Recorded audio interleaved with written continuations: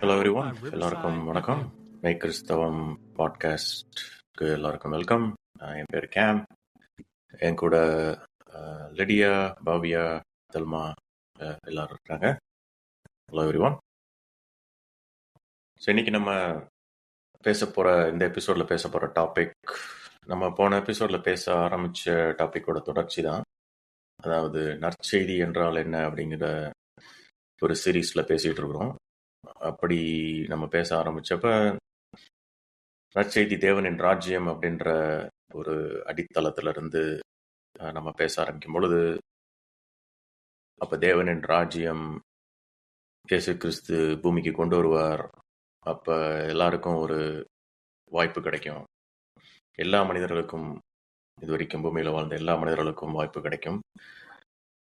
ஒரு நியாயமான நீதியான சமூகம் உருவாக்குறதுக்கு வாய்ப்பு கிடைக்கும் அப்படிங்கிற ஒரு ரொம்ப அருமையான செய்தியெல்லாம் நம்ம பேசணும். ஆனா அப்ப அது எல்லாமே செத்ததுக்கு அப்புறம் தானா, செத்து திருப்பி உயிர் தெழுந்தது வந்ததுக்கு அப்புறம் தானா அப்படிங்கிற ஒரு கேள்வியை நம்ம பேச ஆரம்பிச்சோம். இப்ப என்ன, இந்த வாழ்க்கையில இயேசு கிறிஸ்துவை பின்பற்றுனா என்ன, அந்த ஒரு என்ன சொல்றது நிலைமைக்கு என்ன பலன்கள் இருக்குது, அதாவது என்ன அட்வான்டேஜ் அப்படின்னு ஒரு கேள்வியில் ஆரம்பிச்சோம். அதுல நம்ம போன தடவை பேசின கருத்துக்கள்ல உங்களுக்கு நீங்க என்ன நினைக்கிறீங்க? நம்ம பேச ஆரம்பிச்சோம், ஃபுல்லா டிஸ்கஸ் பண்ணல. அதுல எந்த பாயிண்ட் உங்களுக்கு பிடிச்சிருந்ததா? நீங்க என்ன நினைக்கிறீங்க? பாவியா, நீங்க சொல்லுங்க.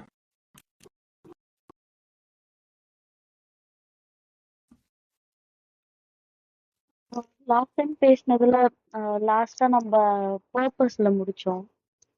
ஸோ நம்மளுக்கு எல்லாருக்குமே ஒரு பர்பஸ் இருக்கு.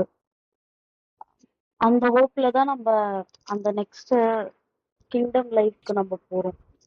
ஸோ நிறைய பேர் ஹோப்பே இல்லாம வாழ்ந்துட்டு இருக்காங்க. பட் அதுல நம்ம டிஃப்ரெண்டா இருக்கும். ஸோ அது எனக்கு நீங்க நம்ம பிடிச்சிருக்கு. சூப்பர். நீங்க நாம அப்படின்னு சொல்றீங்களே, அந்த நாம்ங்கிறது யார்?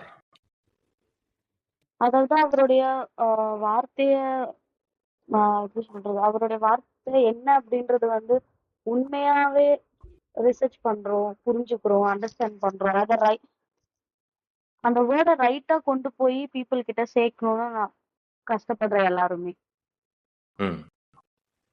அப்ப அதாவது இயேசுவை உண்மையா பின்பற்ற ஒரு சீடர்கள், உண்மையான சீடர்கள், உண்மையா அவரை யார் பின்பற்றுறாங்க இந்த வாழ்க்கையில அப்படின்னு சொல்றீங்க. அப்போ ஓகே, இப்போ அவங்களுக்கு பர்பஸ் கிடைக்குதுன்னு சொல்றீங்க. ஸோ அதை பத்தி கூட நம்ம இன்னும் கொஞ்சம் பேசலாம். ஸோ அப்ப அந்த பர்பஸ் மற்ற மனிதர்களுக்கு இல்லையா? மற்ற மனிதர்கள் வாழ்க்கையில பர்பஸ் இருக்கா இல்லையா? நீங்க என்ன நினைக்கிறீங்க?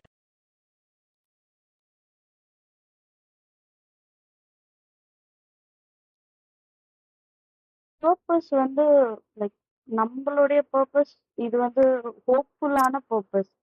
பட் மற்றவங்களுக்கு வந்து ஒரு லைஃப் எப்படி லீட் பண்றது, வளர்றோம், மேரேஜ் பண்றோம், வீடு கட்டுறோம், ஃபேமிலி உருவாக்குறோம், அதோட தான் ஸ்டாப் ஆகுது. ஆனா டெத்துக்கு அப்புறம் என்ன நடக்க போகுது, நம்ம என்ன பண்ண போறோம், நம்மளுக்கு என்ன என்ன இருக்கு, இன்னொரு லைஃப் இருக்கா இல்லையா அப்படின்னு அவங்களுக்கு தெரியாதுன்னு நினைக்கிறேன். ஆனா அத நல்ல பாயிண்ட் கொண்டு வர்றீங்க. ஆனா அதுலயுமே நீங்க டெத்துக்கு அப்புறம் தான் பேசுற மாதிரி தெரியுது. நம்ம பர்பஸே டெத்துக்கு அப்புறம் தான் இருக்கிற வச்சுதான் நம்ம பர்பஸ். அதான் கரெக்டா? ஏன்னா அப்படி பார்த்தோம்னா இப்ப எல்லா மதங்கள்லயும் டெத்துக்கு அப்புறம் என்ன நடக்க போகுது அப்படிங்கிற ஒரு ஹோப் இருக்கு இல்லையா? இப்ப நம்ம முஸ்லீம் நண்பர்கள் எடுத்துக்கிட்டோம்னா அவங்களுக்கும் டெத்துக்கு அப்புறம் ஒரு சொர்க்கம் இல்ல நரகம் அந்த மாதிரி ஒரு ஹோப் இருக்குது அவங்க பிலீஃப்ஸ்ல.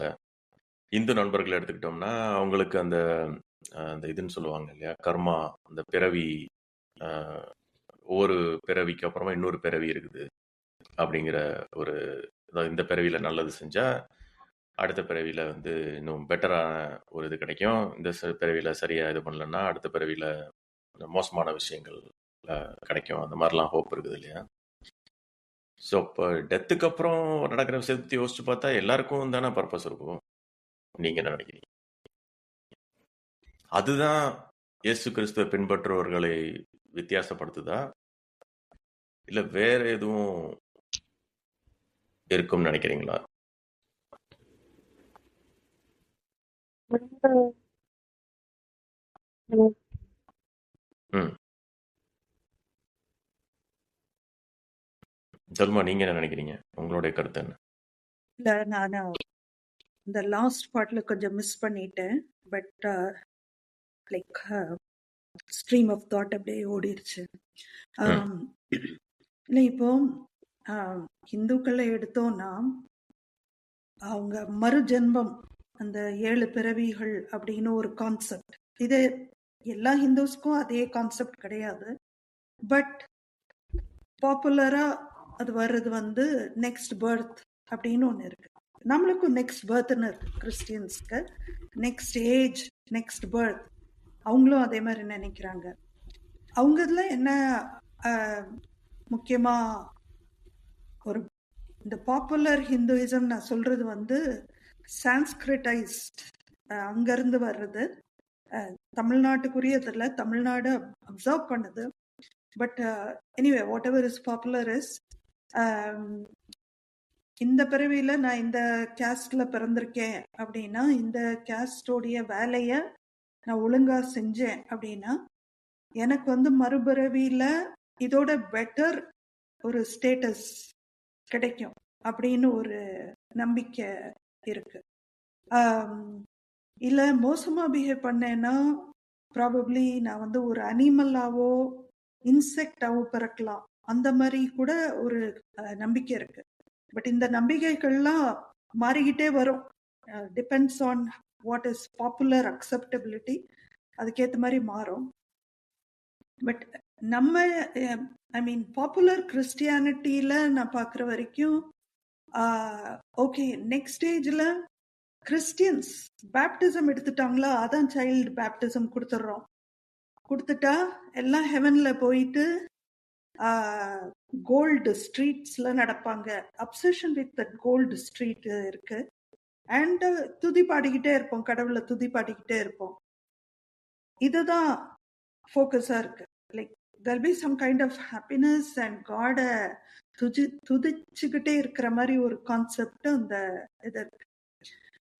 நம்ம இதுல என்ன சொல்றோம், நம்ம வந்து we are in preparation for next world to be able to teach அப்படின்னு ஒரு teach and teach about the kingdom of God and its righteousness, அதை நோக்கி போறோம் அப்படின்னு.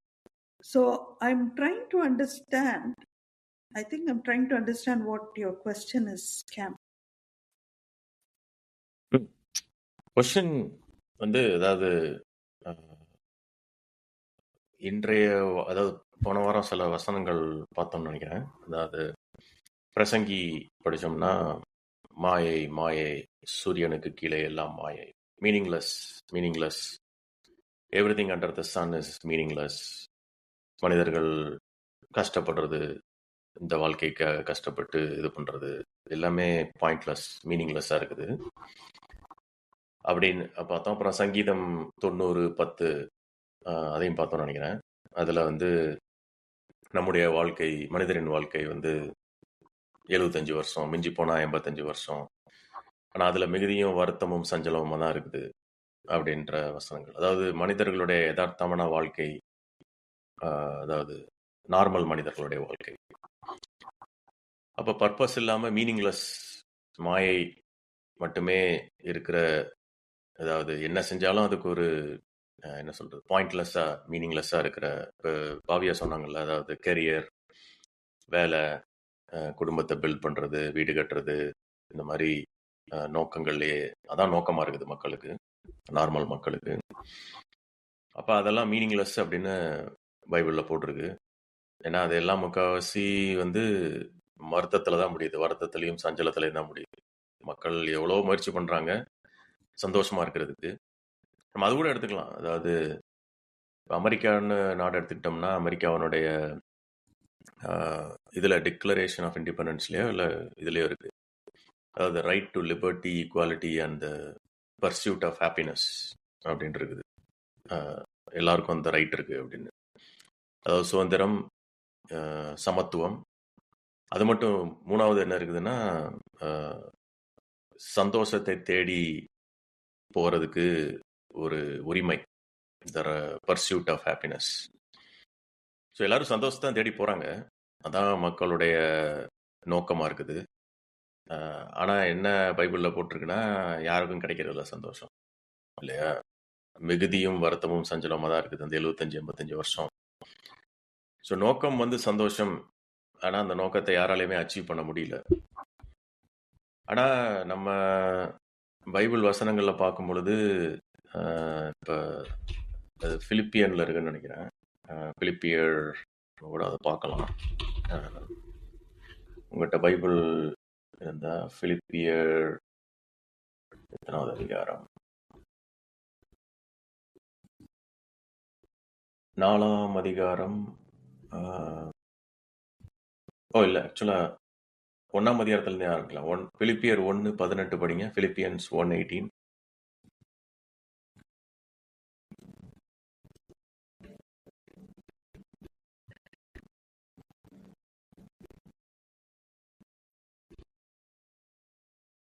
But what does it matter? The important thing is that in every way, whether from false motives or true, Christ is preached, and because of this I rejoice. அதே மாதிரி Lydia நீங்கள் தமிழில் படிக்க முடிஞ்சாலும் படிங்க. இன்னொன்று பிலிப்பியன்ஸ் 4:4.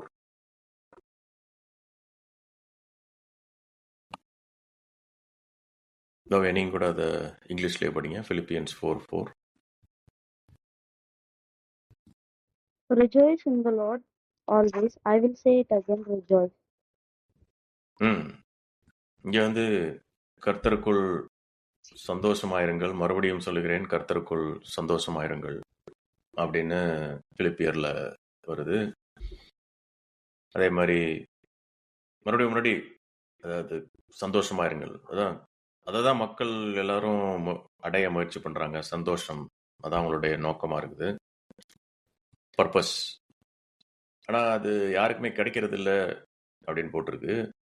ஆனா இங்க இயேசு கிறிஸ்துவை பின்பற்றும் பொழுது நீங்க உங்களுக்கு சந்தோஷமா இருக்கிறதுக்கு சான்ஸ் இருக்குன்னு போட்டிருக்கு. ஸோ இதை பத்தி என்ன நினைக்கிறீங்க? அப்ப எப்படி இந்த சந்தோஷம் இயேசு கிறிஸ்துவை பின்பற்றினா கிடைக்கும்? வெறும் இந்த செத்ததுக்கு அப்புறம் நடக்கிறதுக்குரிய விஷயத்தினாலதான். செத்ததுக்கு அப்புறம் நம்மளுக்கு பெட்டரா, நம்மளுக்கு ஒரு ஹோப் இருக்கு. நிச்சயமா அது பார்ட் ஆஃப் த சந்தோஷம் தான், அது இல்லைன்னு சொல்லல. நிச்சயமா ஓகே, மற்றவங்களுக்கு இல்லாத ஒரு ஹோப், அவங்களாம் இன்னும் தெரியல. ஒரு ராஜ்யம் வரப்போகுது, ஒரு நல்ல சமுதாயம், நீதி நியாயம் உள்ள ஒரு சமுதாயம், எல்லாருக்கும் அதுல ஒரு வாய்ப்பு கிடைக்க போகுது. யாரும் அதுல இழந்து போகப்பட போறதில்லை, எல்லாரும் திரும்பி வர போறாங்க. இழந்து போன நண்பர்கள், குடும்பத்தினர்கள் எல்லாருக்கும் திரும்பி பார்க்க போறோம். இதெல்லாம் ஒரு அருமையான ஒரு ஹோப்பு. அது சந்தோஷத்தை நிச்சயம் கொடுக்கும், நம்மளுக்கு ஒரு கம்ஃபர்ட் கொடுக்கும். ஆனா அது மட்டும் தானா, இல்ல வேற எதுவும் இப்ப நடந்துகிட்டு இருக்கிற விஷயம், இந்த வாழ்க்கையில் நடக்கிற விஷயம் நம்மளுக்கு சந்தோஷத்தை கொடுக்குமா? அதான் கேள்வி. இந்த விஷயத்துல எனக்கு இன்னொன்னு ஞாபகம் வருது. என்னன்னா, பைபிள் எழுதப்பட்டது, நிறைய புஸ்தகங்கள் பார்த்தோம்னா எழுதப்பட்டது ஒரு அரசாங்கம் இன்னொரு நாடை கேப்சர் பண்றது. எப்படி ஆங்கிலேயர்கள் இந்தியாவை ஆண்டாங்களோ அதே மாதிரி ஸ்பெயின் நாடு, போர்ச்சுகல், நம்ம பாண்டிச்சேரி என்ன இன்ஃப்ளூயன்ஸ், பிரெஞ்சு, கோவா போர்ச்சுகல்னு நினைக்கிறேன் இல்ல. அப்புறம் எல்லாம் இந்த நாடுகள் இது செஞ்சு என்ன செய்யறாங்க, கிறிஸ்துவ மதத்தை பரப்புறாங்க. அப்போ இப்போ ரீசெண்டா ஒருத்தர் சொல்லிட்டு இருந்தாரு, இந்த ஆப்பிரிக்கா நாட்டுல ஃபெனான்னு ஒருத்தர் இருக்காரு. அவர் வந்து ஆவேசமா எதிர்த்தாரு, அந்த காலனைசர்ஸ் எதிர்த்தாரு. அவர் எழுதுனதுல ஒரு இது எனக்கு அப்படியே பயங்கர ஸ்ட்ராங்கா பட்டது. Theology is the root of colonization அப்படின்னு. அப்போ பைபிளை ஒரு ஆதாரமா வச்சு காலனைஸ் பண்றது நம்ம உரிமை, அதிகாரம் நம்மளுக்கு கொடுக்கப்பட்டிருக்குன்னு பயன்படுத்தினாங்க.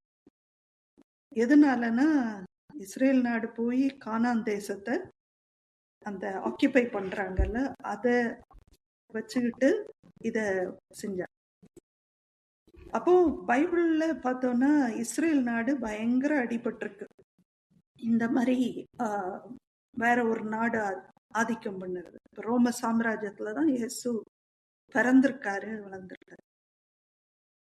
அப்போ இங்க நாங்க இருக்கிற நாடுல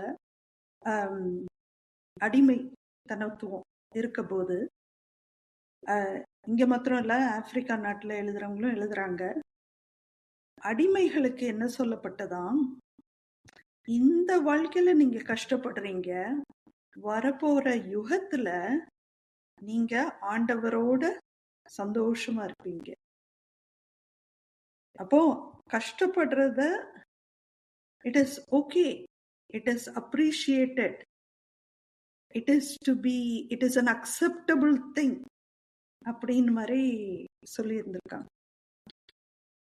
அப்போ நான் அதுக்கப்புறம் பார்க்குற கிறிஸ்டியானிட்டியே நான் பார்க்கறது என்னன்னா, இப்போ எனக்கு என் பாடியில நிறைய, நான் சொன்னேன் இல்லையா, வியாதிகள், சிக்னஸஸ் அடிக்குது அப்படின்னா, அதை நான் சஃபரிங்னு சொல்லிக்கிட்டு அலையிறது வந்து கரெக்ட் கிடையாது. என்ன சஃபரிங் அப்படின்னு பார்த்தோம்னா, நம்ம ஊழியம் பண்றதுனால வர்ற சஃபரிங் அப்படின்னா நம்ம அதை சஃபரிங்னு ஏற்றுக்கலாம். இது வந்து என்னுடைய ஒரு ப்ராப்ளம் என்ன இருக்கலாம், நான் சரியான உணவு, சரியான குவாலிட்டியான உணவு சாப்பிடாதனால சிக்னஸ் வந்திருக்கலாம். அப்போ அது வந்து ஊழியம் பண்றதுனால வர்ற சிக்னஸ் கிடையாது. அது நானே வர வச்சதோ இல்லை என் சொசைட்டி எனக்கு வர வச்சது. ஸோ நான் என்ன, நான் நிறைய இதை டச் பண்றேன்னு நினைக்கிறேன். பட் மெயினா வந்து இந்த யுகத்துல சஃபரிங் நம்ம அனுபவிக்கிறது, அதுதான் நாளைக்கு நம்மளை வந்து ஹெவன்ல போய் விடும் அப்படின்னு பாப்புலர் கிறிஸ்டியானிட்டி சொல்லுது. அப்போ what is the purpose for us in this age அப்படின்னு இன்னும் கொஞ்சம் யோசித்தோம்னா, இன்னும் காம்ப்ளிகேட் பண்றேன் அதை. ஸோ வாட் இஸ், நீங்க என்ன யோசிக்கிறீங்க? இப்போ உங்க டர்ன் நினைக்கிறேன்.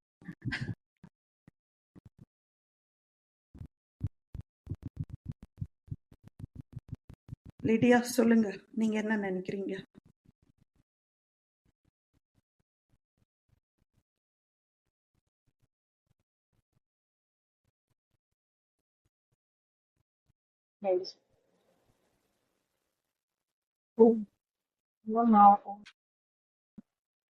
Sorry, call வந்துச்சு. நான் கொஸ்டின் அகைன்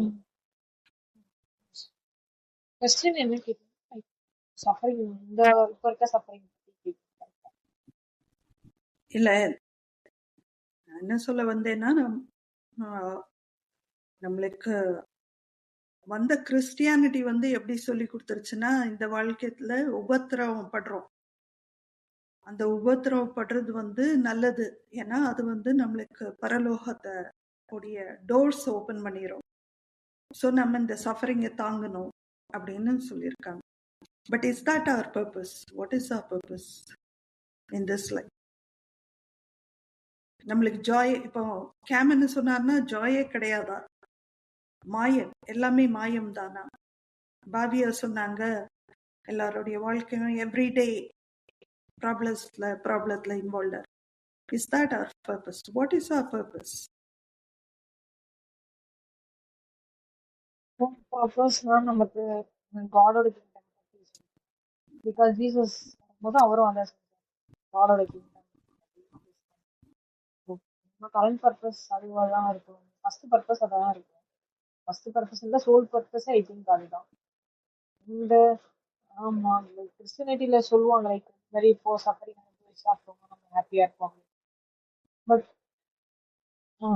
அப்புறமா இந்த கிங்டம் பத்தி தெரிஞ்ச பிறகு எனக்கு புரிஞ்சுது நமக்கு சஃபரிங் இப்பவே தான் அது இருக்குது. ஏன்னா நமக்கு தெரிஞ்சிருச்சு கிங்டம் ஆஃப் காட் பத்தி ப்ரீச் பண்றது தான் நம்மளோட பர்பஸ். நம்ம அதுக்காக தான் சூஸ் பண்ணப்பட்டிருக்கோம் கடவுளால். அது தெரிஞ்ச பிறகு ஓகே அதுனால வரக்கூடிய சஃபரிங்ஸ் நம்ம ஃபேஸ் பண்ணணும் அப்படின்றது புரியுது. அப்புறம் மார்க் 10:10 ஒன்று சொல்லியிருக்கோம் லைக் என்னன்னா வந்து துன்பங்களோடு கூடிய பிளெஸிங்ஸும் உங்களுக்கு இப்பவும் கிடைக்கும், எட்டர்னல் லைஃப்லயும் கிடைக்கும் அப்படின்னு ஒன்று போட்டிருக்கோம். ஸோ ஐ மார்க் திங்க் அது 10:10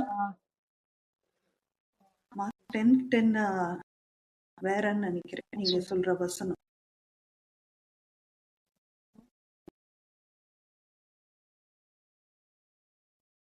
நீங்க சொன்ன அந்த வசனம் ஆக்சுவலா நல்ல வசனம். நான் அது மார்க் 10:10 கிடையாது நினைக்கிறேன். சாரி எது ஞாபகம் இருக்கா? அது 10:29 நினைக்கிறேன். 29:30 அந்த வசனத்தை கூட படிக்கலாம். நீங்களே படிங்க அல்லது யாராவது ஒருத்தர் படிங்க. மார்க் 10:29-30. 10:29. அதற்கு இயேசு பிரதியுத்தரமாக, என் நிமித்தமாகவும் சுவிசேஷத்தின் நிமித்தமாகவும் வீட்டையாவது சகோதரரையாவது சகோதரிகளையாவது தகப்பனையாவது தாயையாவது மனைவியையாவது பிள்ளைகளையாவது நிலங்களையாவது விட்டவன் எவனும் இப்பொழுது இம்மையிலே துன்பங்களோடு கூட நூறத்தனையாக வீடுகளையும் சகோதரரையும் சகோதரிகளையும் தாய்களையும் பிள்ளைகளையும் நிலங்களையும் மறுமையிலே நித்திய ஜீவனையும் அடைவான் என்று மெய்யாகவே உங்களுக்கு சொல்லுகிறேன். சூப்பர். இந்த வசனம் கரெக்டான வசனத்தை நீங்க பிடிச்சிட்டீங்க. இது ஆங்கிலத்துல படிக்கிறீங்களா பாவியா? இங்கிலீஷ்ல?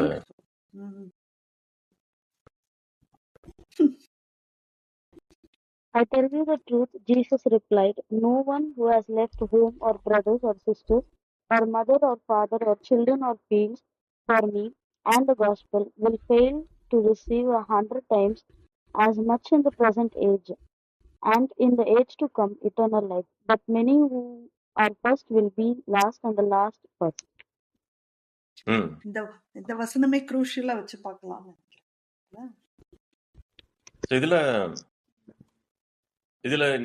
இதுல போட்டிருக்கிற இந்த 29:30 இதுல இயேசு கிறிஸ்து என்ன சொல்றாருன்னு நீங்க புரிஞ்சுக்கிறீங்க. லிடியா, நீங்க வசனத்தை சொன்னீங்க இல்லையா? நீங்களே முதல்ல ஆரம்பிங்க, அடுத்து நம்ம பாவியாட்டையும் கேட்போம். அது கொஞ்சம் அவர் எப்படி கரெக்டா சொல்லிருக்காரா இல்ல எப்பவும் பேசுற மாதிரி ஓமை மாதிரி பேசிருக்காரான்னு தெரியல. பிகாஸ் அது எப்படி கரண்ட்லயும் அண்ட் எட்டர்னல் லைஃப்பும் அது கொஞ்சம் கன்ஃபியூசிங்கா தான் எனக்கு இருக்கு. எனக்கு தோணிச்சு நீங்க ஹோப் பத்தி கேட்டீங்க, இப்ப மட்டும் தான் ஹோப் ஐ மீன் அப்புறம் தான் ஹோப் இருக்கா இப்ப இல்லையான்ட்டு. ஆனா ஜீசஸ் இப்படி ஒரு வசனம் சொல்லியிருக்காரு எனக்கு ஷுவரா தெரியல. அவர் ஒரு நிறைய உண்மைதான் பேசுவாரு, இதுவும் அதுல ஒண்ணா அப்படின்றது. இல்ல, இது நீங்க கேட்ட கேள்விக்கு இது ரொம்ப சரியான ஒரு வசனம். நீங்க சூப்பரா அந்த வசனத்தை உங்களுக்கு கரெக்டா ஞாபகம் வந்திருக்குது. அதனால இதுல தப்பான புரிதல் சரியான புரிதல் அதெல்லாம் எதுவும் கிடையாது. நீங்க உங்களுக்கு என்ன புரியுது, முதல்ல ஸ்ட்ரைட்டாவே என்ன புரியுது அப்படின்னு சொல்லுங்க. நம்ம ஏன் இந்த எபிசோட்லாம் டிஸ்கஸ் பண்றோம்னா, டிஸ்கஸ் பண்ணும்போதே நிறைய விஷயங்கள் வெளியே வரும். ஸோ உங்களுடைய பேசிக் புரிதல் இதுல என்ன அப்படின்னு நீங்க தைரியமா சொல்லுங்க. அவர் என்ன சொல்ல ட்ரை பண்றாங்க, நம்ம உங்களை இழந்துட்டோம்னு நினைப்போம். கஷ்டம் டீச் பண்ணும்போது ஏதோ ஒரு ஸ்பெசிபிக் ஒரு பர்சன் ஃபாதர் மதர் அப்படிலாம் இல்லாம ஏதோ ஒன்று இழந்துட்டாலும் நமக்கு அது வேற ஒரு இது மூலமா நமக்கு அது திருப்பி வந்துரும்னு நினைக்கிறேன் ப்ரெசன்ட் லைஃப். அது எப்படி சொல்றது, இப்போ எக்ஸாம்பிள் அவர் சொல்ற மாதிரியே நான் ஒரு லேண்ட் லூஸ் பண்ணேன். அது I think he will repay it back when we are இந்த இப்போவே ரீபேமெண்ட் நடந்துரும். புரியுது எனக்கு, அதை டைரக்டா படிச்சா. ம் பட் அது ஓகே, லேண்ட் ஓகே. ஒரு வீடை இழந்துட்டோம்னா கடவுள் இன்னொரு வீடை கொடுக்குறாருன்னு சொல்லலாம். ஆனா தகப்பன், தாய், பிள்ளைகள், மனைவி ம் அதெல்லாம் சொல்லும் எனக்கு அது புரியல. ம் ஓகே. ஸோ நீங்கள் வந்து 2 விஷயம் சொல்லியிருக்கீங்க. ஒன்று வந்து மேபி சொத்து இழந்தா திரும்பி கிடைக்கிறதுக்கு சான்ஸ் இருக்கு. தட் மேக் சென்ஸ் இந்த வாழ்க்கையிலேயே. ஆனால் இந்த உறவுகள் பற்றி அதை இழந்தோம்னா எப்படி கிடைக்கும் அப்படின்னு ஒரு கேள்வி எழுப்பியிருக்கீங்க. ஓகே, பாவியா நீங்கள் சொல்லுங்கள். உங்களுக்கு இந்த வசனம் என்ன, நீங்கள் என்ன புரியுறீங்க இந்த வசனத்துல இருந்து? உங்களுடைய கருத்து என்ன? இந்த வசனமும் நம்ம படித்த மற்ற வசனங்களும் ஒத்து போகுதா? இதில் எதுவும் முரண்பாடு தெரிகிற மாதிரி இருக்கா? எனக்கு இதுல என்ன தெரியுதுன்னா, ஜீசஸ் வந்து ஒரு இண்டிவிஜுவல் பர்சனாலிட்டி பத்தி பேசுற மாதிரி எனக்கு ஃபீல் ஆகுது. ஏன்னா ம் ஜீசஸ் கூட இருந்த எல்லா டிசைபிள்ஸுமே வந்து எல்லாமே விட்டு வந்தவங்க தான். அதுக்கு 28லயே பீட்டர் கேக்குறாரு, எல்லாத்தையும் விட்டு உங்களை ஃபாலோ பண்றேன், எங்களுக்கு என்ன கிடைக்கும் அப்படின்ற மாதிரிதான் கேக்குறாரு. ஸோ இப்போ வந்து இந்த வேர்ல்ட்ல வந்து நம்மளுக்கு பேரண்ட்ஸ், சிப்லிங்ஸ் எல்லாம் வந்து ஜஸ்ட் ஒரு இதை உருவாகிறதுக்கு மட்டும்தான் நான் யோசிக்கிறேன். ஆனா நம்மளுக்கு வந்து நம்ம we are made with a purpose. அந்த ம் பர்பஸ வேர்ல்டுக்கு கொண்டு போறதுக்காக தான் நம்மளுக்கு ஆப்வியஸா நம்ம பொறக்கணும்னா நம்மளுக்கு ஒரு ஃபேமிலி வேணும், சிப்லிங்ஸ் வேணும். ஆனா அவங்கதான் லைஃப் ஃபுல்லா இருக்கணும் அப்படின்னு அவசியம் கிடையாது. ஏன்னா ஈவன் ஜீசஸ் கூடமே அவங்க அம்மா, அவங்க பிரதர்ஸ் எல்லாம் வந்து அவரை பார்க்க வரும்போது அவர் டைரக்டாவே சொல்லுவாரு, என்னோட அம்மா யாரு, என்னுடைய பிரதர்ஸ் யாரு, என்னுடைய காடோடைய ஃபாதருடைய வேர்டை யார் கேட்க வராங்களோ அவங்கதான் என்னுடைய பிரதர்ஸ்ன்னு சொல்லு. ஸோ பிரதர்ஸ், பேரண்ட்ஸ் எல்லாம் வந்து அவங்கதான் எக்ஸாக்டா கிடையாது. நம்ம எங்க இருந்தாலும் அங்க ஒண்ணு உருவாகும்னு நான் நினைக்கிறேன். ஸோ ஜீசஸ் வந்து இங்க எப்படி அவர் வந்து will fail to receive 100 times as muchன்னு எப்படி சொல்றாரு அப்படின்னா, மேபி அந்த ஃபேமிலியில இல்லைனாலுமே அவருடைய ஃபேமிலியில உருவாகுறதுல I will get a mother, I will get a sibling. So அது 100 times பெட்டரா மேபி இருக்கும். இப்போ ம் எல்லாருமே ஃபேமிலியில ஹாப்பியா இருக்காங்கன்னா கிடையாது, நிறைய சண்டை, நிறைய இது இருக்கு. ஆனா அந்த காடோடைய வேர்டுக்குள்ள வர ஒரு ஃபேமிலி வந்து இட்ஸ் 100 times பெட்டர். ம் அவங்க சூப்பர், அருமை. உண்மையாவே நம்ம அம்மாவா இருக்க மாட்டாங்க, உண்மையாவே நம்ம அப்பாவா இருக்க மாட்டாங்க, but they will play the role there. ம் இப்ப ஜீசஸ் கூட இருந்த டிசைபிள்ஸ் எல்லாம் வந்து அவர் கூட பிறக்கல, ஆனா அவருக்கு ஃப்ரெண்ட்ஸா இருந்தாங்க. அவர் எங்கெல்லாம் போனாங்களோ பின்னாடி போனாங்க. பிரதர்ஸ். அவரே வாயை திறந்து சொல்றாரு, நீங்க தான் என்னோட பிரதர்ஸ், நீங்க தான் என்னோட பேரண்ட்ஸ் அப்படின்னு அவரே சொல்லும்போது நான் இந்த ஆங்கிள் நினைக்கிறேன். அருமை, அருமை, ஃபேண்டாஸ்டிக். நீங்கள் லிடியா எழுப்பின அந்த கேள்விக்கு, அந்த முக்கியமான கேள்விக்கு நீங்கள் வசனத்தாலே பதில் சொல்லிட்டீங்க. ஸோ அதான் இதில் ரொம்ப ஃபேண்டாஸ்டிக். நீங்கள் சொன்ன பதில் வந்து கரெக்டாக மேட்ச் ஆகுது அவர் சொல்கிற விஷயங்களுக்கு. அவர் ஏற்கனவே சொன்ன விஷயங்களுக்கும் இதுவும் மேட்ச் ஆகுது. நீங்கள் இதில் 2 விஷயம் ரொம்ப அருமையாக பண்ணீங்க. நான் அதை 2யும் ஹைலைட் பண்ண விரும்புகிறேன். ஒன்று வந்து நீங்கள் என்ன பண்ணீங்க, ஓகே எதுக்காக இந்த இயேசு கிறிஸ்து இதை சொல்கிறாருன்னு பார்த்தீங்க. அதாவது கான்டெக்ஸ்ட் இல்லையா? டக்குன்னு முந்தின வசனத்தை பார்த்தீங்க. நம்ம முந்தின வசனத்தை கூட பார்க்காம நம்ம ஆக்சுவலாக என்ன வழக்கமாக நல்லா ப்ரிஃபர் பண்ணுவோம் அப்படின்னா, அந்த பேசேஜ் என்ன, எந்த பகுதியில் இது வருது அப்படின்னு பார்த்தோம்னா நம்மளுக்கு இன்னும் கொஞ்சம் புரிதல் கிடைக்கும். ஸோ நீங்கள் பார்த்தீங்கன்னா ஏன் இயேசு கிறிஸ்து இந்த பதிலை சொல்கிறாருன்னு அந்த முந்தின வசனத்தில் வருது. பேதுரு கேட்குறாரு, எங்களுக்கு என்ன கிடைக்கும், நாங்கள் எல்லாத்தையும் விட்டு வந்திருக்கிறோமே, அப்பா அம்மா எல்லாத்தையும், வீடு நிலம் எல்லாத்தையும் விட்டு வந்திருக்கிறோமேன்னு சொன்னப்ப அவர் இந்த பதிலை சொல்கிறாருன்றதை பார்க்குறோம். நம்ம இன்னும் கூட அடுத்து முழுமையான சூழல் கான்டெக்ஸ்ட்டை படிப்போம். 2வது விஷயம் நீங்கள் ரொம்ப அருமையாக சொன்னது வந்து, ஓகே இதுக்கும் அவருடைய டீச்சிங்ஸுக்கும் எப்படி ஒத்து போகுது அப்படின்னு சொல்லும் பொழுது நீங்கள் அந்த கேள்விக்கு பதில் சொல்லிட்டீங்க. எப்படி உறவுகள் கிடைக்கும். இப்போ சப்போஸ் நம்மள ஒருத்தர் வந்து இந்த ராஜ்யம், தேவனுடைய ராஜ்யம்ன்ற அருமையான நற்செய்தியை மக்களுக்கு பிரசங்கிக்கும் பொழுது நம்மளோட குடும்பத்தினருக்கு அது பிடிக்காம இருக்கலாம். என்னப்பா நார்மலாக இருக்காம அப்நார்மலாக போய் இதை பண்ணிக்கிட்டு இருக்கிற அப்படின்னு சொல்லி நம்ம அப்பா அம்மாவோ இல்லை நம்மளுடைய அக்கா தம்பி அல்லது யாரோ உறவினர்கள், நெருங்கின உறவினர்கள் நம்மளை வெறுத்துடலாம், நம்மளை தள்ளி வச்சிடலாம். அப்போ நம்ம அவங்கள இழந்துட்டோம். எதுக்காக? சுவிசேஷ வேலைக்காக இழந்துட்டோம். ஆனால் நீங்கள் என்ன சொன்னீங்க, இயேசு கிறிஸ்துவனுடைய பதில் வேற இடத்துல என்ன கொடுக்குறாரு அவர், யார் என்னுடைய அம்மா, யார் என்னுடைய பிரதர்ஸ் அப்படின்னு, யார் என்னுடைய குடும்பம், ஃபேமிலி வேறு. என்னுடைய ஃபேமிலி யாருன்னா, அவர் ஆக்சுவல் ஃபேமிலி யாருன்னு சொல்கிறாரு. அவர் கூட இருக்கிற அவரோட சேர்ந்து தேவனுடைய வேலையை பார்க்குற சீடர்களை தான் அவர் வந்து ஆக்சுவல் ஃபேமிலிங்கிறார்.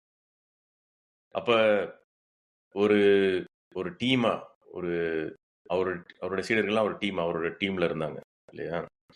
ஸோ அதே மாதிரின்னு பார்த்தீங்கன்னா, எப்பயுமே அவர் வந்து இங்கே அவர் மட்டும் இல்லை, நியூ டெஸ்டமெண்ட்டில் புதிய ஏற்பாடில் பார்க்கும்பொழுது சிறு சிறு குரூப்ஸ் இருந்தாங்க. சின்ன சின்ன குரூப்ஸில் ஃபார்ம் பண்ணி சர்ச்சஸாக இருந்தாங்க. சர்ச்சஸ்னா நம்ம இன்னைக்கு வந்து ஒரு பெரிய பில்டிங் நினச்சிட்டு இருக்கிறோம், அதான் சர்ச்சுன்னு நினச்சிட்டு இருக்கிறோம். அன்னைக்கு பார்த்தீங்கன்னா மக்களுடைய வீடுகளில் தான் கூடினாங்க. ஒரு சிறு சிறு கூட்டமாக கூடுவாங்க. அவங்க எல்லாமே சின்ன சின்ன டீம்ஸாக இருந்தாங்க. அப்போ அவங்க தான் அவங்களுடைய ஃபேமிலி, புது ஃபேமிலி அவங்களுக்கு கிடைக்குது. அப்போ அந்த சிறு சிறு டீம்ஸ் பார்த்தீங்கன்னா ஒரு ஊரில் மட்டும் இருக்காது. இப்போ நம்ம பைபிள்லேயே புதிய ஏற்பாடில் பார்க்குறோம், பவுல் எத்தனை ஊருக்கு கடிதம் எழுதுறாரு. கொரிந்தில் இருக்கிற சபைக்கு கடிதம் எழுதுறாரு, ரோமாபுரியில் இருக்கிற சபைக்கு கடிதம் எழுதுறாரு, தெசலானிக்கி சபைக்கு கடிதம் எழுதுறாரு இல்லையா? ஸோ பல ஊர்களில் இந்த மாதிரி சிறு சிறு டீம்ஸ் இருக்குது. அப்போ பவுலோட ஃபேமிலி எவ்வளோ பெரிய ஃபேமிலி. நார்மல் மக்களுடைய ஃபேமிலி எவ்வளோ பேர் இருப்பாங்க? ஒரு 7-8 பேர் இருப்பாங்க இல்லையா? அல்லது மேபி மிஞ்சி போனால் ஒரு 10-15 பேர் இருப்பாங்க. ஆனால் பவுலோட ஃபேமிலி எவ்வளோ பேராக இருந்திருக்கும்? ஒரு குத்துமைப்பா அவர் சொல்லுங்க, ஒரு கணக்கு சொல்லுங்க. ஒரு 1 lakh. அதாவது இன்றைக்குரிய மக்கள் தொகையை கணக்கெடுத்தோம்னா கண்டிப்பாக அவருடைய ஃபேமிலி அவ்வளோ பெருசாக இருந்திருக்கலாம். அன்னைக்கு மேபி ஒரு 10,000 அந்த மாதிரி இருந்திருக்கலாம். ஏன்னா அன்னைக்கு மக்கள் தொகை கம்மி இல்லையா? அதே இது இன்னைக்குரிய மக்கள் தொகையை எடுத்து பார்த்தோம்னா கண்டிப்பாக கூட இருந்திருக்கிறோம் 1 lakh. ஸோ அப்போ அவளுக்கு 100 எத்தனையா கிடைச்சதா? அப்பா அம்மா கிடைச்சதா? ஃபேமிலி கிடைச்சதா? கிடைச்சது இல்லையா? ஸோ நம்ம இப்போ லிடியாட்ட கேட்போம். லிடியா, உங்கள் கேள்வி, நீங்கள் எழுப்பின கேள்வி, அந்த முக்கியமான கேள்விக்கு பதில் கிடைச்சதா? நீங்கள் என்ன நினைக்கிறீங்க? அல்லது உங்களுக்கு இதில் வேற எதுவும் தோணுதா? உங்களுடைய கருத்தை சொல்லுங்க.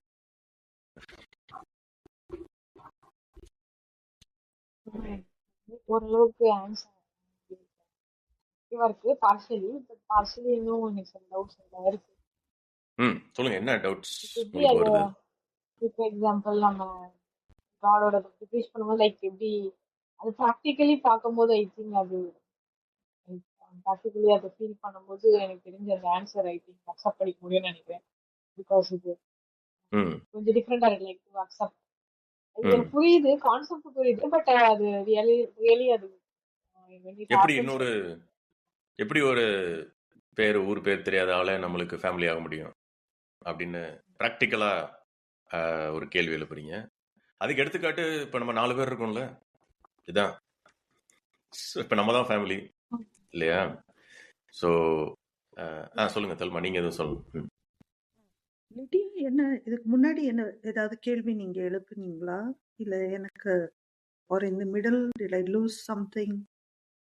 அவங்க எழுப்பின கேள்வி வந்து இந்த வசனத்துல சரி, லேண்டு, நிலம், வீடு இதெல்லாம் வந்து காஸ்பலுக்காக இழந்தா மேபி அது இந்த வாழ்க்கையில திரும்ப கிடைக்கிறதுக்கு கடவுள் வழி பண்ணுவாரா இருக்கலாம்.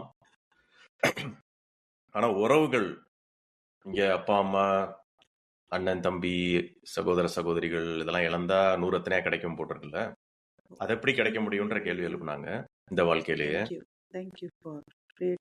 அதுக்கு பாவியா அந்த மற்ற வசனங்களை சுட்டி காட்டி, அதாவது சீடர்கள் தான் நம்மளுடைய கிறிஸ்துக்குள்ளான சீடர்கள் தான் அந்த புது ஃபேமிலி அப்படிங்கிறத இயேசு கிறிஸ்து சொல்றத சுட்டி காமிச்சாங்க. ஸோ இதுக்கு இன்னொரு இது ஆட் பண்ணிட்டு then I'll go on to a few more things biblically. இல்ல என்ன ஆயிடுச்சு அப்படின்னா, வாய்ஸ் கிளியரா சத்தமா கேட்கல एक्चुअली. ஓகே, இப்போ கேக்குதா? ஓகே. இல்ல இப்போ லிடியா, நீங்க எழுப்புன கேள்வியில என்ன வருதுன்னா, நம்ம எல்லாருக்குமே we have been conditioned by the world. உலகம் நம்மளுக்கு சொல்லி கொடுத்துக்கிட்டே இருக்கு, இதுதான் நார்மல், live like this அப்படின்னு. அப்போ இப்ப பாருங்க, பைபிள்ல அந்த கொஞ்சம் நம்ம அந்த ஹோல் கான்டெக்ஸ்ட் நம்ம மேல கீழே போவோம். Let's see 26 படிங்களே, 26 and 27. The disciples were even ஆக்சுவலா more amazed. ஒரு நிமிஷம் இருங்க. நான் அந்த ஃபுல் கான்டெக்ஸ்டே படிச்சிடலாம்னு யோசிச்சேன். 17ல இருந்தே படிக்க ஆரம்பிங்க. அப்பனா Okay, பெஸ்ட். 17 verse. இல்ல 17 போறதுக்கு முன்னாடி just this ஓகே question படிங்க. and then sorry. we'll start with 17. The disciples were even more amazed and said to each other, "Who then can be saved?" Jesus looked at them and said, "With man this is impossible, but with God all things are possible." Peter said to தமிழ்லயும் him, படிச்சிருங்க. 27 வரைக்கும் போதுங்க. இருங்க. அதான் 26 and 27 தமிழ்லயும் படிச்சிருங்க லேடியா. அவர்கள் பின்னும் அதிகமாய் ஆச்சரியப்பட்டு, அப்படியானால் யார் ரட்சிக்கப்படக்கூடும் என்று தங்களுக்குள்ளே சொல்லிக் கொண்டார்கள். இயேசு அவர்களை பார்த்து, மனுஷரால் இது கூடாததுதான், தேவனால் இது கூடாதது அல்ல. தேவனாலே எல்லாம் கூடும் என்றார். ஓகே, இங்க ரெண்டு கான்செப்டை நம்ம டச் பண்ணுவோம் பிஃபோர் கோயிங் டு வேர்ட்ஸ் 17. ஒன்று வந்து ரட்சிக்கப்படுறதுன்னு ஒரு கான்செப்ட் வருது. ஏன் ரட்சிப்பை பத்தி இங்க பேசுறாங்க அதை மைண்ட்ல ஒண்ணு வச்சுப்போம். ரெண்டாவது வந்து தேவனால் கூடும், எல்லாம் தேவனால் கூடும் அப்படின்னு வருது. அதையும் நீங்க ஜென்ரலா கிறிஸ்டியன் பாப்புலர் கிறிஸ்டியானிட்டியில அதை எப்படி இன்டர்பிரேட் பண்றாங்க? இந்த ரெண்டுமே ரட்சிப்பை பத்தி பாப்புலர் கிறிஸ்டியானிட்டி என்ன சொல்லுது, அண்ட் மனிதால் கூடாதது தேவனால் கூடும். இந்த ரெண்டு மைண்ட்ல வச்சுட்டு வில் ஸ்டார்ட் ஃப்ரம் 17. ஸோ 17ல இருந்து லேடியா நீங்க 25 வரைக்கும் படிங்க. பாவியா நீங்க யாரு ஒருத்தர் தமிழ்ல படிங்க, ஒருத்தர் இங்கிலீஷ்ல படிங்க. As Jesus started on his way, a man ran up to him and fell on his knees before him. "Good teacher," he asked, "what must I do to inherit eternal life?" "Why do you call me good?" Jesus answered, "No one is good except God alone. You know the commandments: do not murder, do not commit adultery, do not steal, do not give false testimony, do not defraud, honor your father and mother." "Teacher," he declared, "all this I have kept since I was a boy." Jesus looked at him and loved him. "One thing you lack," he said. "Go sell everything you have and give it to the poor, and you will have treasure in heaven. Then come follow me." At this, the man's face fell. He went away sad because he had great wealth. Jesus looked around and said to his disciples, "How hard it is for the rich to enter the kingdom of God." The disciples were amazed at his words. But Jesus said again, "Children, how hard it is to enter the kingdom of God. It is easier for a camel to go through the eye of a needle than for a rich man to enter the kingdom of God." தமிழ்ல படிச்சிருங்க.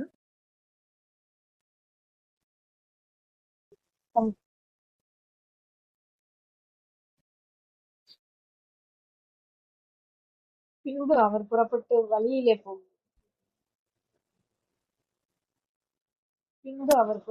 வழியிலே போகையில் ஒருவன் ஓடி வந்து அவருக்கு முன்பாக முழங்கால் படியிட்டு, "நல்ல போதகரே, நித்திய ஜீவனை சுதந்திரித்துக் கொள்ளும்படி நான் என்ன செய்ய வேண்டும்?" என்று கேட்டான். அதற்கு இயேசு, "நீ என்னை நல்லவன் என்று சொல்வானேன்? தேவன் ஒருவர் தவிர நல்லவன் ஒருவனும் இல்லையே. விபசாரம் செய்யாதிருப்பாயாக, கொலை செய்யாதிருப்பாயாக, களவு செய்யாதிருப்பாயாக, பொய் சாட்சி சொல்லாதிருப்பாயாக, வஞ்சனை செய்யாதிருப்பாயாக, உன் தகப்பனையும் உன் தாயையும் கனம் பண்ணுவாயாக என்கிற கற்பனைகளை அறிந்திருக்கிறாயே" என்றார். அதற்கு அவன், "போதகரே, இவைகளை எல்லாம் என் சிறுவயது முதல் கை கொண்டிருக்கிறேன்" என்றான். இயேசு அவனை பார்த்து அவனிடத்தில் அன்பு கூர்ந்து, "உன்னிடத்தில் ஒரு குறைவு உண்டு. நீ போய் உனக்கு உண்டானவைகளை எல்லாம் விற்று தரித்திரருக்கு கொடு. அப்பொழுது பரலோகத்திலே உனக்கு பொக்கிஷம் உண்டாயிருக்கும். பின்பு சிலுவையை எடுத்துக்கொண்டு என்னை பின்பற்றி வா" என்றார். அவன் மிகுந்த ஆஸ்தி உள்ளவனாய் இருந்தபடியால் இந்த வார்த்தையை கேட்டு மனமடிந்து துக்கத்தோடே போய்விட்டான். அப்பொழுது இயேசு சுற்றி பார்த்து தம்முடைய சீஷரை நோக்கி, "ஐஸ்வர்யம் உள்ளவர்கள் தேவனுடைய ராஜ்யத்தில் பிரவேசிப்பது எவ்வளவு அரிதாய் இருக்கிறது" என்றார். சீஷர்கள் அவருடைய வார்த்தைகளை குறித்து ஆச்சரியப்பட்டார்கள். இயேசு பின்னும் அவர்களை நோக்கி, "பிள்ளைகளே, ஐஸ்வர்யத்தின் மேல் நம்பிக்கையாய் இருக்கிறவர்கள் தேவனுடைய ராஜ்யத்தில் பிரவேசிக்கிறது எவ்வளவு அரிதாய் இருக்கிறது. ஐஸ்வர்யவான் தேவனுடைய ராஜ்யத்தில் பிரவேசிப்பதை பார்க்கிலும் ஒட்டகமானது ஊசியின் பாதியிலே நுழைவது எளிதா இருக்கும் என்றார். அவர்கள் பின்னும் அதிகமாய் ஆச்சரியப்பட்டு, அப்படியானால் யார் ரட்சிக்கப்படக்கூடும் என்று தங்களுக்குள்ளே சொல்லிக் கொண்டார். ஓகே, ஸோ இப்போ நம்மளுக்கு ஃபுல் கான்டெக்ட் கிடைச்சிருச்சு இல்லையா? அப்ப பீட்டர் வேற 28ல வருது, we have left everything to follow you. So இந்த கான்டெக்ட் பிரகாரம் பார்த்தா சில வேர்ட்ஸ் கீவேர்ட்ஸை நான் பேசுறேன், அண்ட் தென் நீங்க எப்படி புரிஞ்சுக்கிறீங்கன்னு பார்ப்போம். 17வது வசனத்துல நித்திய வாழ்க்கை இல்லையா, அது ஒண்ணு பார்க்கலாம். அப்புறம் 21ல நீ எல்லாத்தையும் கொடுத்துரு, யூ வில் ஹேவ் ட்ரெஷர் இன் ஹெவன்றாரு. அப்புறம் இயேசு சொல்றாரு ஒட்டகம் அந்த ஐ ஆஃப் த நீடில் வழியா போக முடியாது, அப்போ தேவனுடைய ராஜ்யத்தை பிரவேசிக்க முடியாது.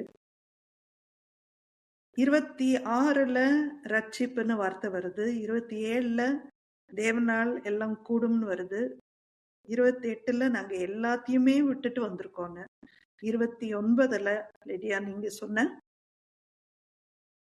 ஆல் ரிலேஷன்ஷிப்ஸ் பத்தி வந்திருக்கு, நித்திய வாழ்க்கையும் வந்திருக்கு. சோ இதெல்லாம் வரும்போது 31லயும் அந்த ஃபர்ஸ்ட் லாஸ்ட் பத்தி பேசிருக்கு. ஃபர்ஸ்ட் லாஸ்ட் பத்தி அது ஒரு டிஃப்ரெண்ட் கான்செப்ட் வருது, but anyway that is one part of it. அது இட்டர்னல் லைஃபோட கனெக்டடா வருதுன்னு நம்ம பார்ப்போம். பட் ஸ்டில் இந்த இதெல்லாம் நம்ம கோர்வையா பார்க்கும்போது எப்படி உங்க தாட்ஸ் இதெல்லாம் கனெக்ட் பண்ணுது, இந்த டாட்ஸை கனெக்ட் பண்ணுது டு verse 29 and 30. நீங்க எப்படி அதை அண்டர்ஸ்டாண்ட் பண்றீங்க இன் திஸ் கான்டெக்ஸ்ட்?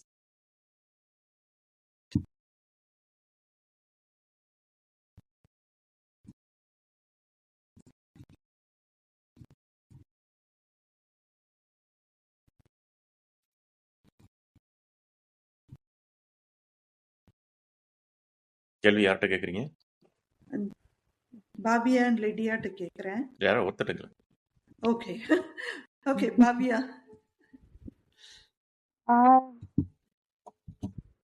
எனக்கு ஆக்சுவலி கனெக்ட் பண்ணி பண்ண டைம் எடுக்குது.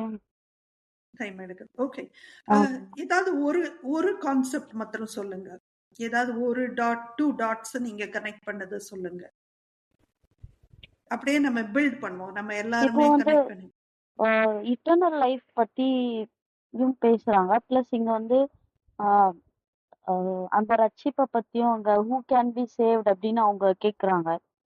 ஸோ அப்போ அந்த காலத்திலே இட்டர்னல் லைஃப் என்டர் பண்ணணும்னா ரட்சிக்கப்படணும் அப்படின்ற கான்செப்ட் எப்படி அங்க வந்ததுன்னு எனக்கு புரியல. ஏன்னா ரட்சிப்பு கொடுக்கறதுக்கே ஜீசஸ் தான் வந்தாரு அப்படின்னு நம்ம இது பண்றோம். பட் ஆனா சீஷர்களே கேக்குறாங்க, அப்போ ஹூ கேன் பி சேவ்ட் அப்படின்னா அப்ப அந்த காலத்துலயே ஆக்சுவலா அந்த காலத்துல என்ன அவங்க யோசிச்சிருக்காங்க ஹெவனுக்கு போறதுக்கு நம்ம என்ன பண்ணணும் அப்படின்னு நினைக்கிறேன். ஏன்னா இது எதுவுமே அந்த பணக்காரன் எதுவுமே அக்செப்ட் பண்ணல. மீன்ஸ் ஜீசஸ் சொன்னதை அக்செப்ட் பண்ணல, என்னால அது எப்படி என்னால கொடுக்க முடியும் அப்படின்னு போயிடுறான்.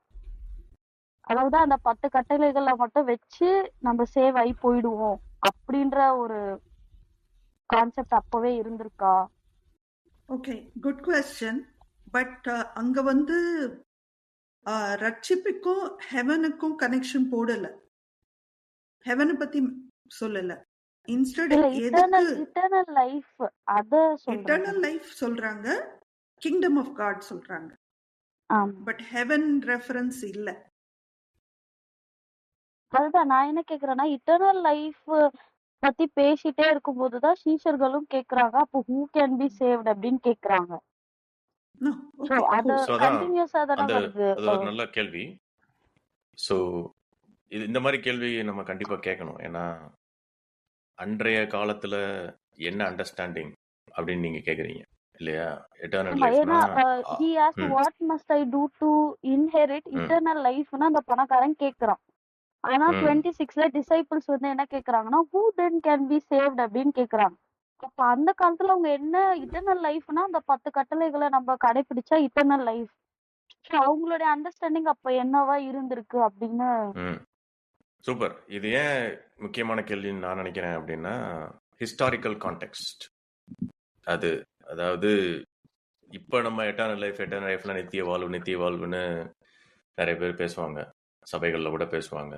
ஆனா ஆக்சுவலா 1ஆம் நூற்றாண்டுல இந்த வசனம் எழுதப்பட்ட போது அவங்களுக்கு என்ன புரிதல் எட்டர்னல் லைஃப்னா என்ன அப்படின்னு நம்ம சரித்திரத்தை எடுத்து படிச்சு பார்த்தோம்னா இந்த இந்த பேச்சுவார்த்தை எங்க நடக்குது, எந்த நாட்டுல நடக்குது? இயேசு கிறிஸ்து சொல்லுங்க.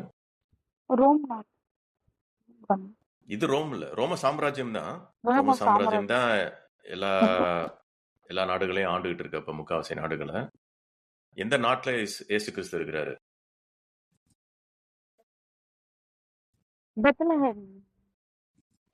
பெத்லஹேம் ஊரு. அது இருந்த நாடு வந்து இஸ்ரவேல் இல்லையா? இஸ்ரவேல் நாட்டுல இருக்கிறாரு. அப்ப அவங்க எல்லாம் யூதர்கள்ட்ட பேசிட்டு இருக்கிறாரு இல்லையா? இஸ்ரவேலர்கள் வந்து யூத மக்கள், ஜூஸ்ன்னு சொல்றாங்க இல்லையா ஆங்கிலத்துல.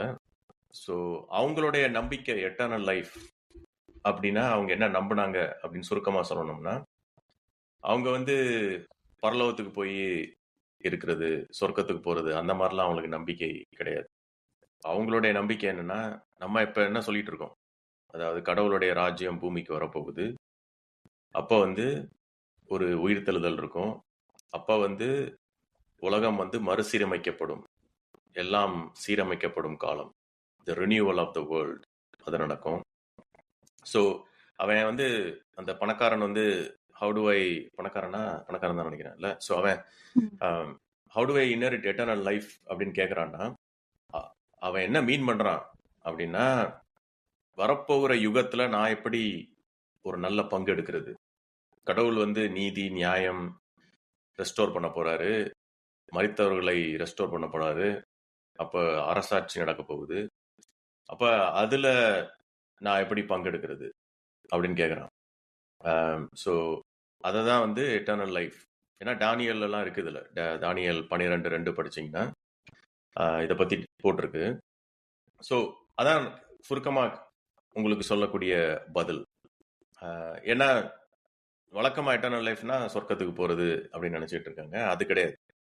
ஸோ இங்கே ரட்சிப்பு, அதான் செல்மா கேட்ட கேள்வி இல்லையா, ரட்சிப்புங்கிற கான்செப்ட் வருது. நீங்கள் இந்த கான்செப்டை கனெக்ட் பண்ணுறீங்க, எங்கே கனெக்ட் பண்ணுறீங்க? அவன் கேட்ட கேள்வி, அதுக்கப்புறம் இங்கே சீடர்கள் சொல்கிற கேள்வி, ரெண்டையும் கனெக்ட் பண்ணியிருக்கிறீங்க. ஸோ அப்போ அந்த கேள்விக்கெல்லாம் இப்போ இயேசு கிறிஸ்து வந்து என்ன எதிர்பார்க்குறாரு? இந்த ஒரு இன்சிடென்ட், ஒரு சம்பவம் நடக்குதுங்க இல்லையா? ஒரு பணக்காரன் வந்து இயேசு கிறிஸ்துகிட்ட வந்து அந்த ராஜ்யத்தில் நான் எப்படி நல்லா பங்கெடுக்கிறதுன்னு கேட்குறான். அப்போனா என்ன செய்யணும் அப்படின்னு கேட்குறான். அவன் என்ன சொல்கிறான், நான் கட்டளைகள்லாம் நல்லா கடைப்பிடிக்கிறேன் அப்படிங்கிறான் சின்ன வயசுல இருந்து. அவர் என்ன சொல்றாரு, அதெல்லாம் ஓகே, நல்ல விஷயம்தான் அப்படின்னு சொல்லிட்டு, ஓகே உன்கிட்ட இருக்கிறதெல்லாம் வித்துட்டு ஏழைகிட்ட கொடுத்துட்டு என் பின்னாடி வா, என்னை பின்பற்றி வா, என் சீடன் ஆயிருங்கிறாரு. ஏன்னா அவன் என்ன கேட்கறான், ராஜ்யத்துல பங்கு கேட்கறான் இல்லையா? அவர் என்ன சொல்றாரு, ஓகே உன்னுடைய உலக பிரகாரமான வாழ்க்கை எல்லாத்தையும் விட்டுட்டு என் பின்னாடி வா அப்படிங்கிறாரு. அவனுக்கு மூஞ்சி தொங்கி போயிருது, அப்படிதான் வசனமே இருக்கு, அந்த மேன்ஸ் ஃபேஸ் ஃபெல் அப்படின்ட்டு. அவன் சோகமா போயிடுறான், ஏன்னா அவன்கிட்ட நிறைய சொத்து இருக்குது இல்லையா? அப்போதான் இயேசு கிறிஸ்து திரும்பி சீடர்கள்ட்ட கேட்குறாரு,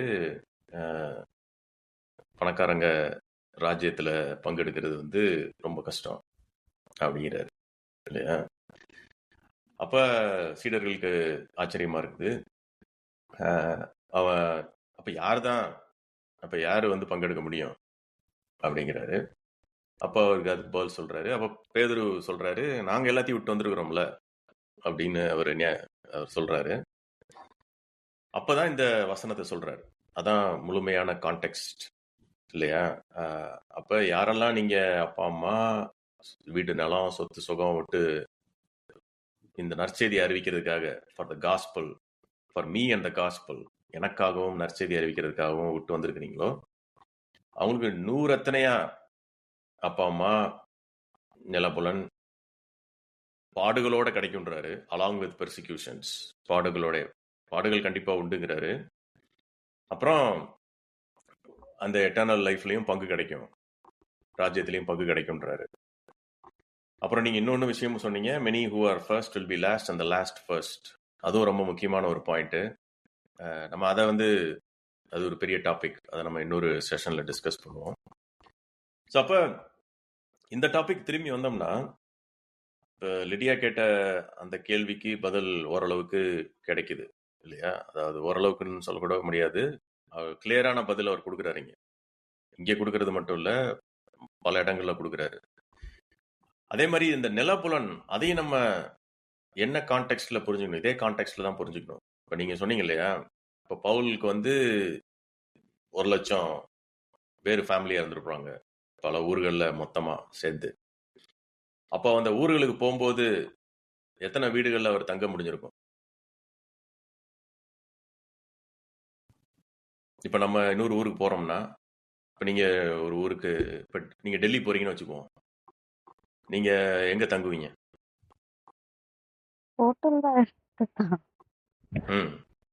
ஹோட்டல்ல காசு கொடுத்து தங்க வேண்டியிருக்கும் இல்லையா? ஹோட்டல்ல புக் பண்ணி ரூம் புக் பண்ணி தங்க வேண்டியிருக்கும். நீங்க ரோம் போகணும்னு நினைக்கிறீங்க, அதே தான் இல்லையா? பவுல் ரோம் நாடுல இல்ல, ரோம் சாம்ராஜ்யத்துக்கு கீழே இருந்தாரு. அவர் இருந்தது இஸ்ரவேல் நாடு. அவரு ரோமாபுரிக்கு போகணும்னா அவர் எங்க ஹோட்டலாவே தங்கியிருப்பாரா, இல்ல எங்க தங்கியிருப்பாரு?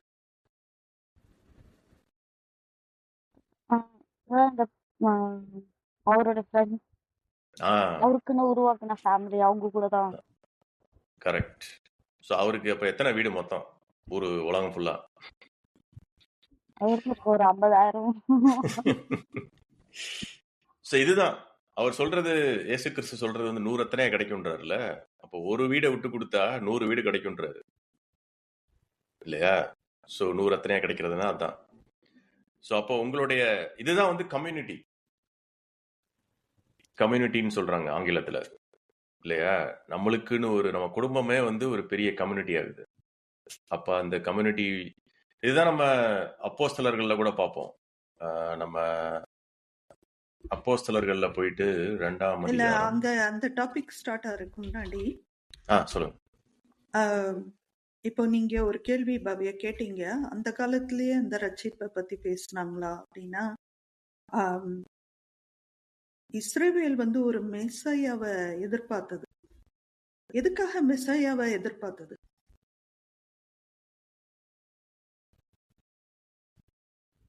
நம்ம ஐசாயால அத பத்தி பேசியிருப்பாங்க. அவங்களுடைய ட்ரபிள்ஸ் எல்லாம் அவர் சுமந்துருவாரு அப்படின்ட்டு ஐசாயால.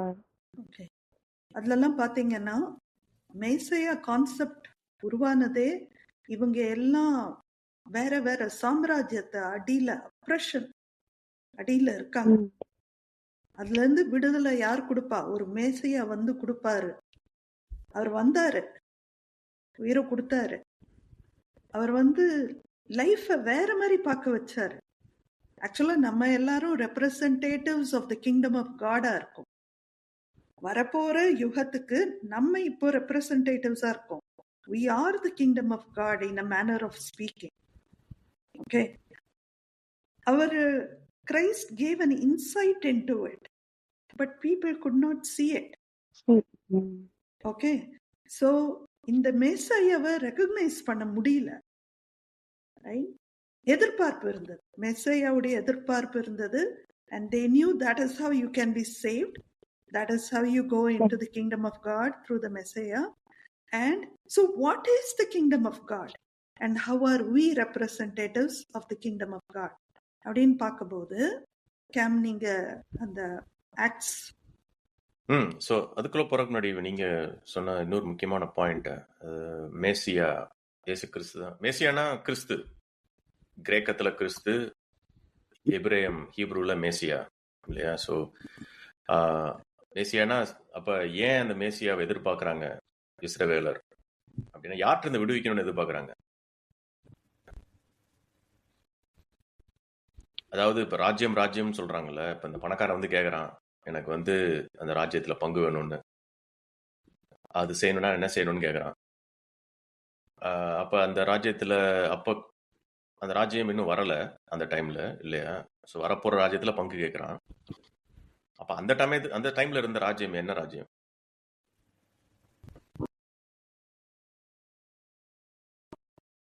சொல்லுங்க பவ்யா, ரோம் நீங்க என்ன? ராஜ்யம். ஆ ரோம சாம்ராஜ்யம் தான் அந்த டைம்ல இருந்த ராஜ்யம் இல்லையா? இப்பயும் நம்ம வந்து கிட்டத்தட்ட ரோம சாம்ராஜ்யத்துல தான் இருக்கோம். இப்பயும் மனிதர்களின் ராஜ்யத்திற்கு கீழ தான் இருக்கோம் இல்லையா? இன்னும் கடவுளுடைய ராஜ்யம் வரல.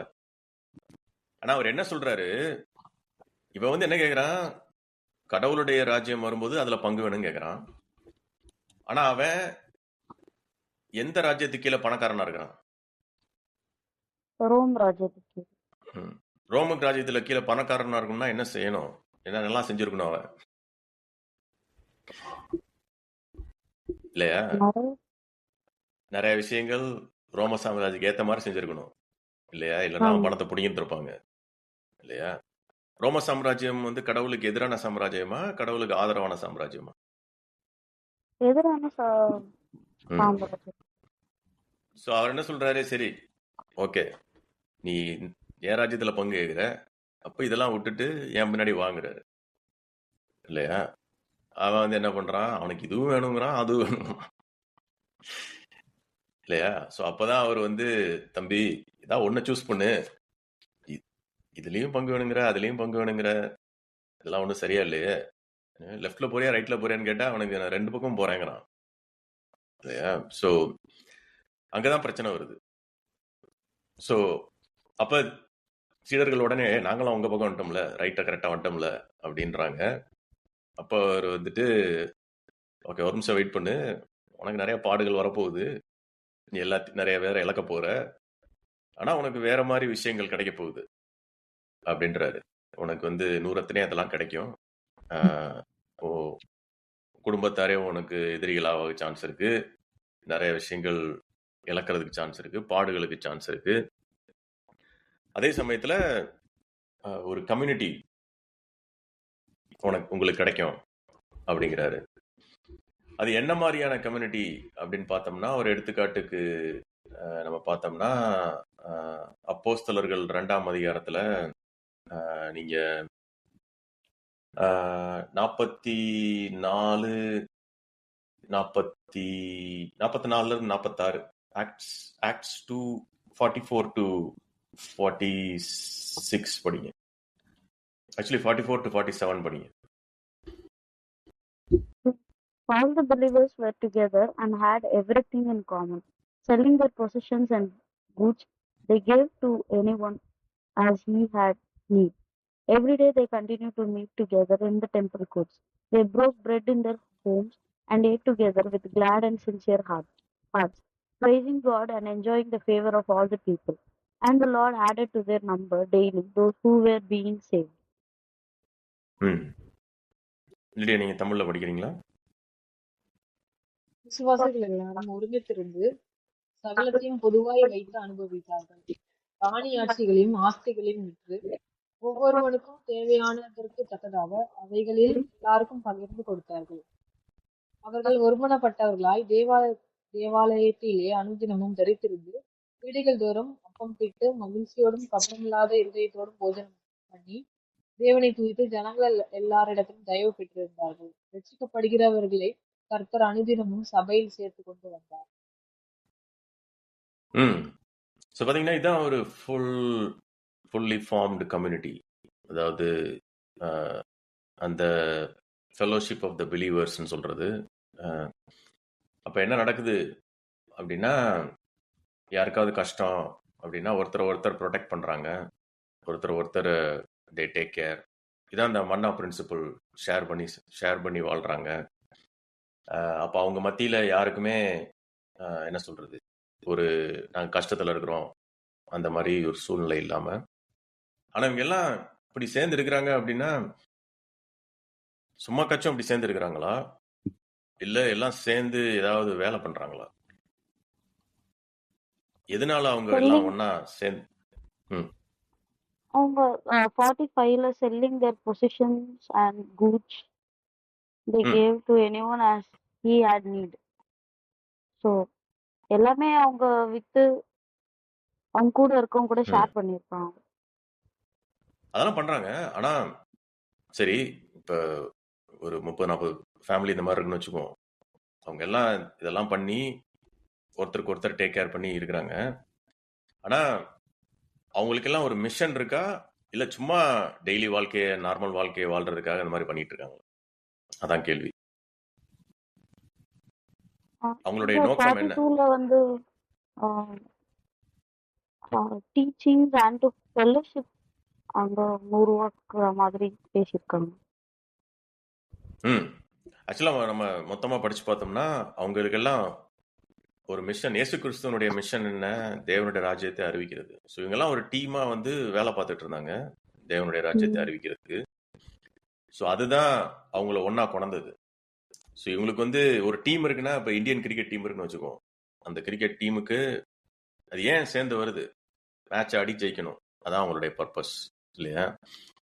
அதே மாதிரி பலவிதமான டீம்ஸ் இருக்கு. இப்போ கம்பெனிகளில் டீம்ஸ் ஃபார்ம் பண்ணுவாங்க. ஒவ்வொரு டீமுக்கும் ஒரு கோல் இருக்கும். அந்த கோலை அச்சீவ் பண்ணுறது தான் அவங்களுடைய நோக்கம். ஸோ இவங்களுக்கும் அதே மாதிரி ஒரு கோல், ஒரு டீம் ஆப்ரேட் ஆகுதுன்னா அந்த கோல் இருந்தது. அது வந்து இயேசு கிறிஸ்துவை பின்பற்றி தேவனுடைய ராஜ்யத்தை அறிவிக்கிறது. ஸோ அதான் அவங்களுடைய கோல். அப்போ அதில் அவங்களுக்கு சந்தோஷம் வருது அப்படிங்கிறத பார்க்குறோம். நம்ம என்ன பண்ணுவோம், இன்னைக்கு டைம் ஆனதுனால இன்னைக்குரிய எபிசோட இதோட முடிச்சுக்கலாம். நம்ம சரி இதில் எப்படி அவங்களுக்கு சந்தோஷம் வருது, இந்த வேலைகளை செய்யும் பொழுது, ஒரு டீமாக வேலை செய்யும் போது எப்படி சந்தோஷம் வருது அப்படிங்கிற கேள்வியை நம்ம டீட்டெயிலாக அடுத்த எபிசோடில் தொடருவோம். ஓகேங்களா? ஓகே. ஸோ எல்லாருக்கும் நன்றி.